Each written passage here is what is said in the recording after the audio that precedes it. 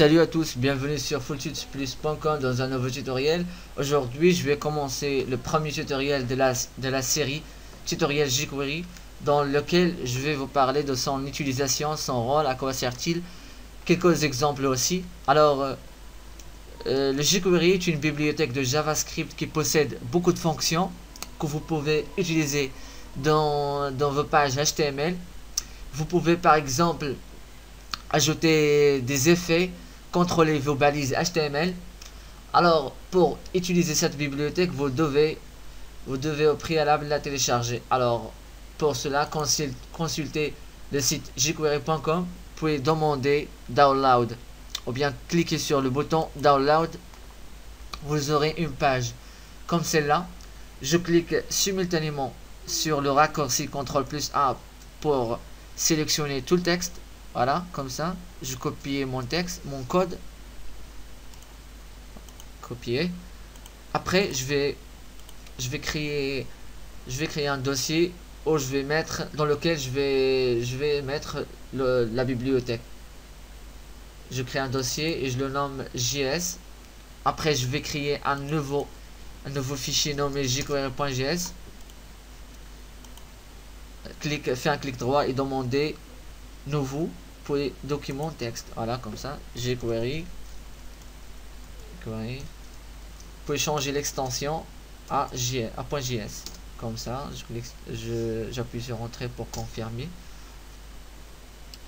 Après, faites un clic droit sur le fichier et ouvrez-le avec votre éditeur préféré.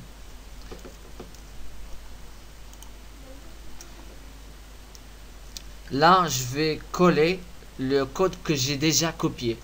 CTRL V, CTRL S pour sauvegarder. Voilà. Après, on va faire un appel dans la page HTML. On va faire un appel à cette bibliothèque en utilisant la balise script. Alors, je tape script, type texte / JavaScript. Désolé, pardon. JavaScript. Après, j'ajoute un attribut src, ça veut dire source. Là, je vais indiquer le nom de dossier contenant le fichier jQuery. Le nom ici est JS / le nom de mon fichier qui contient la bibliothèque jQuery. jQuery.js. Je ferme la balise. Voilà, comme ça. Après, qu'est-ce qu'on va faire? On va tester si la bibliothèque est vraiment intégrée. Je tape encore une fois le nom de la balise script, type texte / JavaScript. Je ferme la balise comme ça, voilà. Et là, dans cette balise, je vais taper un code. Ce code assure que le code interne ne s'exécute pas que lorsque le document HTML est prêt.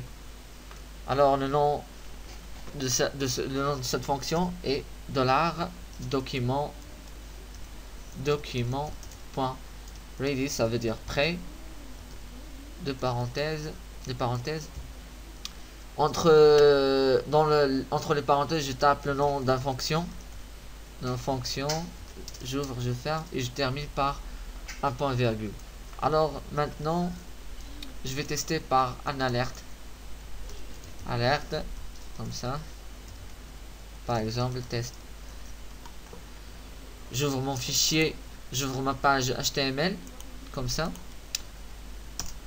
Et voilà, maintenant la bibliothèque est vraiment intégrée. Vous pouvez autrement intégrer la bibliothèque jQuery sans la télécharger sur votre ordinateur.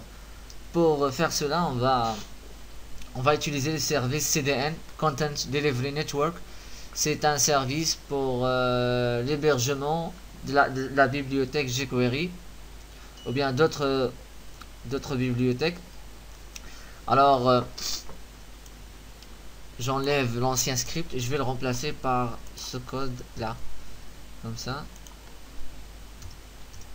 Quand vous voyez script tube égale texte la JavaScript source un URL vers la dernière version de la bibliothèque JavaScript jQuery-latest.min.js.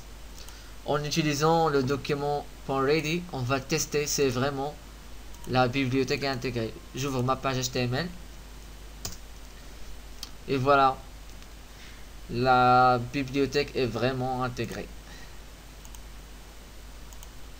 On va voir quelques réalisations de cette bibliothèque, par exemple ce menu comme ça, aussi des slideshows, voilà, et aussi des accordions.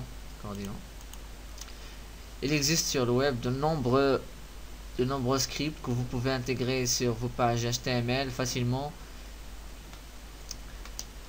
Alors, comme vous voyez, la bibliothèque jQuery c'est un outil intuitif et facile à utiliser et apprendre aussi. Je vous invite à suivre nos tutoriels sur le site fultus.com.